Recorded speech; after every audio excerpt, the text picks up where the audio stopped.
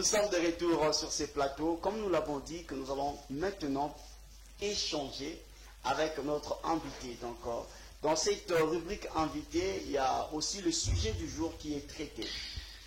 Nous sommes bilingues, vous le savez, Toloba Lingala, Toloba Rapé français. Pendant dans l'émission, si tu veux participer, écris-nous en lingala ou en français, nous allons lire. Je sais pas aussi. Rebecca lit le lingala avec beaucoup de difficultés, mais ce n'est pas un problème. Elle va lire. Merci. Alors, nous allons parler de la jeunesse aujourd'hui. La jeunesse, nous allons essayer d'établir un parallélisme entre la jeunesse d'hier et celle d'aujourd'hui. On ne peut pas dire que jeunesse n'a pas. Bon, vous voyez avec les papas, hein, les gens de mon époque disent toujours Nathan mon abisso, vous êtes aux alakaboué, comme si Nathan mon abango, maramamabé aux alakaki. On se l'a dit que la journaux, on revend la Nathan, on va voir la Kangara, criminel, Bakangara. Mais qu'est-ce que nous pouvons retenir de la jeunesse? Alors, la jeunesse, toi tu es jeune. Oui, moi je suis jeune. Moi je ne suis pas comme toi, c'est des 40, 1940, surtout 1930, 1940. Moi je suis jeune. En tout cas, je suis jeune. Oui, je suis jeune comme le Tifanka, je suis jeune comme Joseph Ikati, je suis jeune comme Josué Kina. Oui, je suis jeune, voilà. Voilà. Nous sommes jeunes. Hein, si que vous voulez que je... Et le bon vous êtes. Non, je suis... On s'est connus. Je parle de mon apparence. De mon apparence. Moi, je suis de la vieille génération. Voilà. J'ai toujours eu une apparence jeune. Mais ce qui est sûr, aujourd'hui, je vais me mettre dans la peau de jeunes voilà, pour parler de la jeunesse. Ce que nous pouvons déjà retenir, avant tout, nous allons vous présenter notre invité d'aujourd'hui. Notre invité d'aujourd'hui, il est là avec nous. Hein? C'est plus une surprise parce que la surprise est déjà dévoilée. Il s'appelle M. Gaston. M. Gaston, nous disons bonjour. Bonjour, très cher présentateur. Je suis tellement heureux d'être ici. En tout cas, le sentiment est pour nous de vous recevoir sur ce plateau. Merci beaucoup. Avec vous, nous allons parler de la jeunesse, mais beaucoup plus du côté entrepreneurial. Parce que nous rappelons que vous êtes un entrepreneur. Monsieur Gaston, quel avantage a l'entrepreneuriat dans la jeunesse d'aujourd'hui? On parle de la jeunesse, on parle de l'entrepreneuriat, mais c'est quoi l'avantage de l'entrepreneuriat dans la jeunesse d'aujourd'hui? Merci pour votre question. Je vais préférer m'exprimer en lingala pour toucher tout le monde. Libre à vous. Voilà. Bon, j'essaie encore bilingue parce que moi, je n'ai pas en tout cas, si nous sommes à la tasse matinale, sentez-vous à l'aise. Montez en lingala, descendez en français. Pas de problème.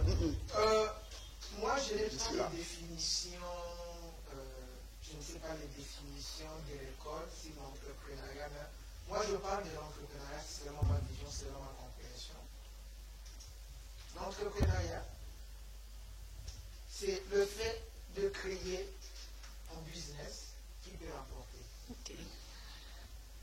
Alors, auparavant, de ma part, la mission, Olivier Babé, c'est la mission, comme vous disiez, la mission de Zaraka Bagène. D'autres ont fait des cycles courts, des cycles longs. D'autres ont fait peut-être 3 ans après, l'école primaire 3 ans, les gens, puis après métier, maçonnerie, menuiserie, secrétariat, et puis c'était bon. Mais avec aujourd'hui, on a pris des cycles courts là. Je peux parler de ma maman, elle n'est pas universitaire, je ne sais pas, elle n'est pas gagnée diplômée, mais la formation qu'elle avait, je ne sais pas, les 3 ans, ça fait d'elle une grande commerçante. Elle sait bien compter, elle parle français, elle écrit, elle lit sa Bible, elle prêche, elle fait des comptes rendus des réunions, mais elle n'a pas fait une grande formation. Ouais. Et moi, je me suis dit, aujourd'hui, la jeunesse, quand on parle côté entrepreneuriat, ça nous aide à avoir nos propres moyens sans compter à l'emploi. Okay. C'est ça la définition que moi je donne à l'entrepreneuriat, c'est le fait de créer ses propres moyens sans compter à l'emploi.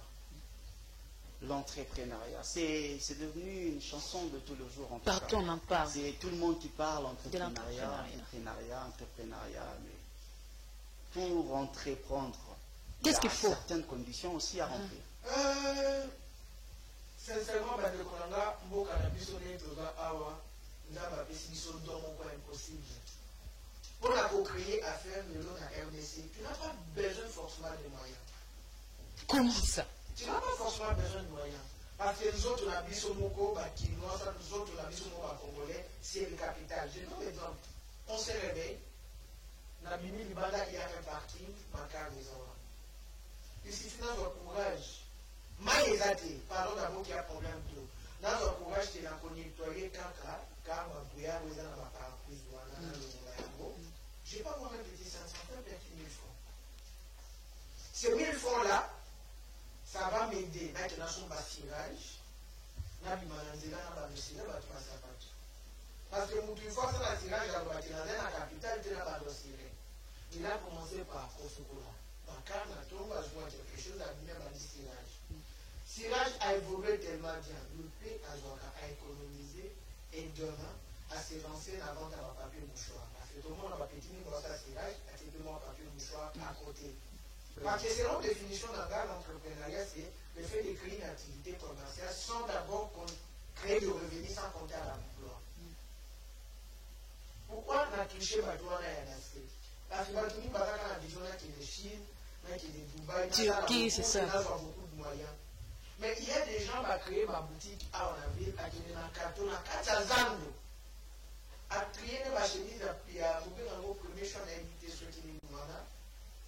À trier, on a 6 000 francs, 6 000 francs. Après ça, on a pressing. À tirer en haut sachet. À tirer sur le $40. Ils se retrouvent. Donc, moi, je me suis dit, la jeunesse d'aujourd'hui, à te répondre quelles sont les conditions, ça ne demande rien. Le courage.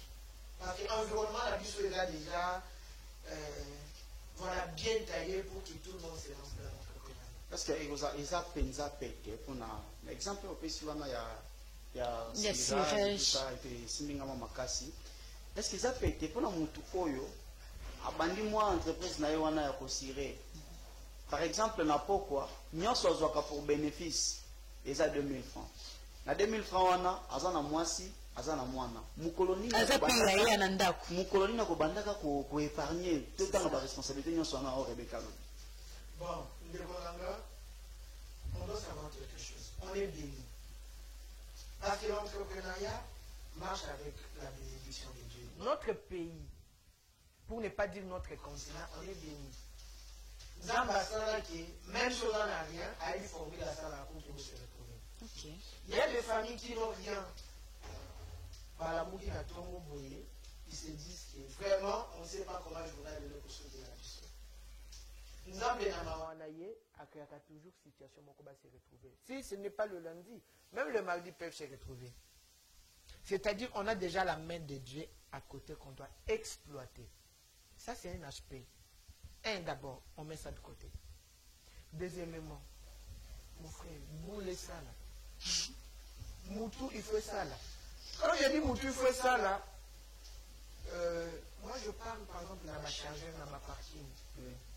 Moi je sais Moutou a aussi sa partie dans la parking là, à Bobeka, à qui papier mouchoir, à qui mentos. C'est-à-dire à créer d'abord ma besoin où ils a lié la population directement. À Maxi Kachine, il n'a pas besoin avec son 2000 francs, il sait quand même s'organiser, manger avec ses moyens de bord. Et surtout, quand je parle de qu'on est béni, Moutou ne s'en pas avant d'avoir budget les côtés. Parce que moi qui est par exemple à Boumou avec 2000 francs, je peux faire un programme 5% Tolia. Je l'ai que ça, je n'ai pas de choix. Namle, à moi les vies spirituelles et Nambongouana. C'est ça. Pour se retrouver tout là. Mais Moutala Nambongé, papa n'a 2000 francs. Et Simbaté. Mais bisous sur 24 heures chrono, l'obi to la mouti, l'obi to si on tient compte de la bénédiction au Tatan Zamba Pensi Bisso, et si on est sûr que Dieu nous a donné, on a les sols, les sous-sols, on a tout ce qu'on a, on peut l'exploiter au maximum pour se retrouver. Donc, je vous donne l'exemple simple. Maintenant, pour place au Vandaka, au Lonamondunda, je ne sais pas comment on l'appelle. Moi, je dis 3 semaines kaka, au Tétia, et ils sont de l'homme à foutre à la foufou. Vous imaginez? C'est-à-dire que, mon cher, ayons d'abord le courage pour se lancer dans la caillou. Makwado baza awa, nous allons assistant, il y a maître Kwado, elle va piler au qui soit assisté. Dans la fin de journée, moi 5 000 les gozala.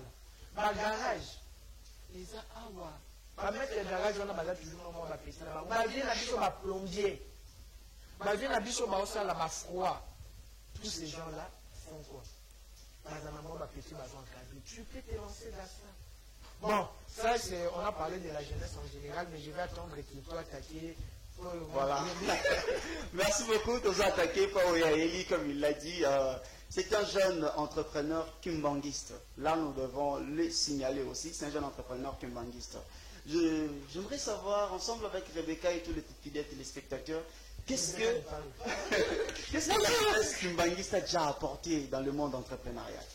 Bon, sincèrement, si je peux parler rapidement, la formation, je commence par la formation. La jeunesse kimbanguiste a d'abord apporté la formation.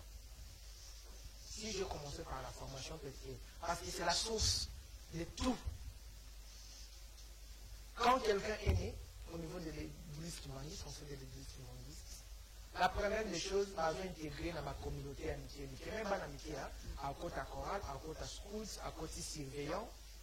Là, on l'encadrement. L'encadrement, on nous apprend à servir Dieu et de son prochain. On nous apprend non devoir envers Dieu, non devoir envers la patrie, non devoir avec notre prochain. On ne nous a pas appris les droits. Hein? On nous a appris nos devoirs.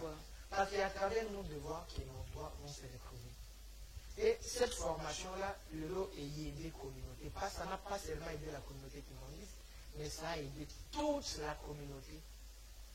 Qu'est-ce que la jeunesse kimbanguiste a apporté? Je prends par exemple sur le plan culturel. Oui. Aujourd'hui en Afrique, je sais que vous êtes informés parce que nous tous soyez bien.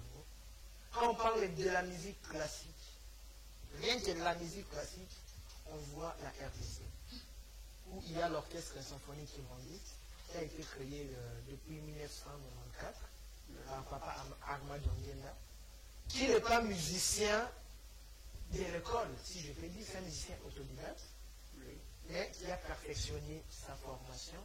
Aujourd'hui, il y a maestro, l'orchestre symphonique, il y a Moulin et Afrique centrale. Et autant de fois, à Kenya, pour un musicien. La musique qui place ma minée, les bazali. C'est-à-dire, sur le plan culturel, l'église kimbanguiste a apporté une touche particulière à l'Afrique où c'est l'orchestre noir. Il y a 100 musiciens qui ont apporté la bête musique. Et tous ces musiciens des autodidactes qui ont appris la musique au sein de l'église, au sein de la plateforme Orchestre Symphonique Kimbanguiste. Plus de 100 musiciens. Là, je parlais rien que de la musique.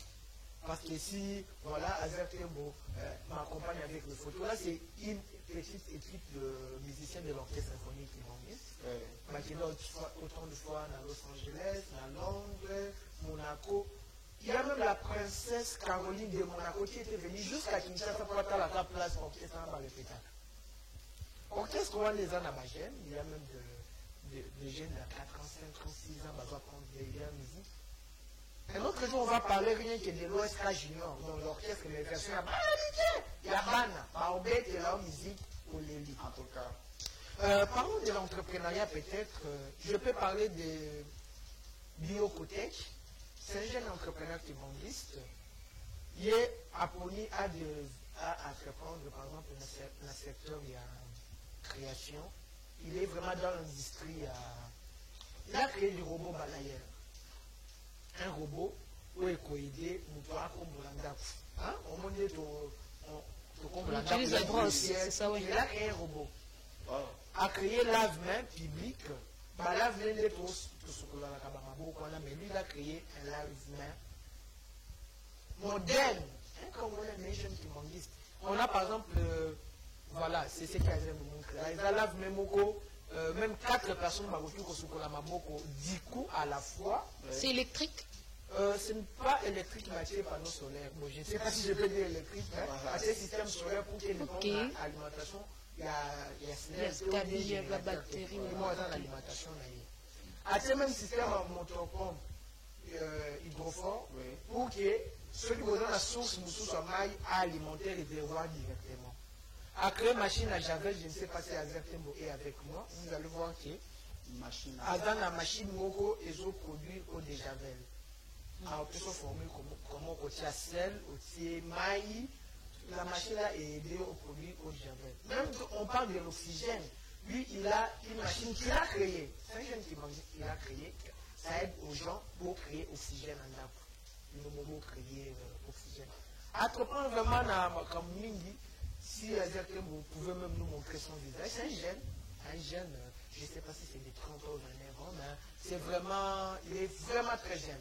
Nous souhaiterons un jour l'avoir. Je ne veux pas parler des mots parce que je suis aussi entrepreneur.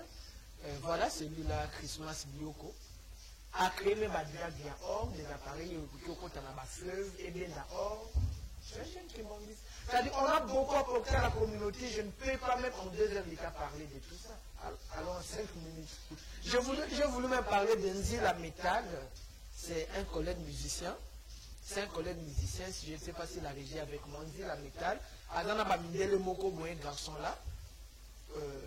Ça fait des années. Il n'est pas agitaire de l'université ou comment. Voilà, il est dans la métal. Il n'est pas agitaire de l'université ou de formation. Un bricoleur. Ma commis agitaire a commencé à la pylône. Il fait tout. Tout ce que les agitaires peuvent faire, il crée. Les pylônes de 70 mètres, de 100 mètres, il crée. Donc si nous pouvons retenir de l'entrepreneuriat, ce n'est pas seulement être dans un bureau. Donc tout travail qui peut remporter quelque chose, c'est l'entrepreneuriat. Ça te dit? Surtout ce que vous créez. Oui, c'est ça. Oui, parce que tu vois, d'abord, moi, l'entrepreneuriat, entrepreneuriat, ça paraît comme un gros mot. Et oui, parce que quand on poste des photos des entrepreneurs, on leur voit toujours investir comme ce gars. C'est des entrepreneurs. Français, on a toujours des noms de une catégorie de gens, ce sont des intellectuels, c'est ça, avec des machines. Oui, aujourd'hui, nous avons compris que tout le monde est entrepreneur. Même moi, si je vais me baigner devant moi. Je suis entrepreneur, donc c'est ça. 2 minutes pour conclure. Non, 2 minutes, c'est trop pour moi. Parce que moi, je peux conclure en 10 secondes. Je vais dire ça. Un message à lancer la bande de connaissances parce que je suis venu parler de la jeunesse kimbangiste. Nous sommes le 4 août. La journée internationale de la jeunesse kimbangiste, monde entier partout à Kimbangiste pour célébrer. Un petit message que je vais donner à tout le monde, c'est quoi? Entreprendre, ce n'est pas compliqué, ce n'est pas impossible. Vous n'avez pas besoin d'un financement quelconque. Vous n'avez pas besoin d'assez de moyens, créer ma boule. Allez sur ma tibia. Vous demandez ce que tu as ma carte parce que la tête doit fonctionner. On s'adresse à nous que la tête fonctionne. Pour créer boule. Quand on n'a pas les moyens, utilisons notre corps comme source d'entrepreneuriat. Voilà. Quand nous n'avons pas de moyens, utilisons nos corps comme de source d'entrepreneuriat.